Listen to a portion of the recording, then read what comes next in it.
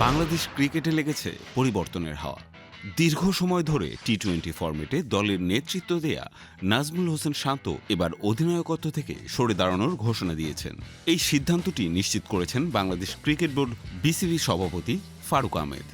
শান্তর batting form নিয়ে দীর্ঘদিন ধরেই সমালোচনা চলছে। শেষবার তিনি টি-20তে 50 স্বাদ পেয়েছেন 2023 সালের 6 মার্চ শ্রীলঙ্কার বিপক্ষে।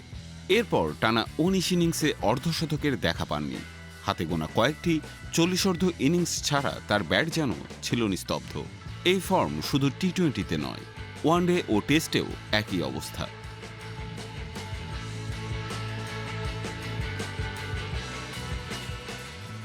এ কারণেই মাস কয়েক আগে তিনি অধিনায়কত্ব ছাড়ার ইচ্ছা প্রকাশ করেছিলেন।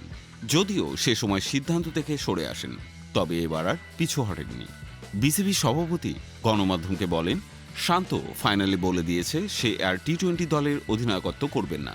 আমরাও এটা মেনে নিয়েছি। তবে যেহেতু আপাতত আমাদের টি-20 খেলা নেই, হাতে সময় আছে, এখনই নতুন অধিনায়ক নিচ্ছি না।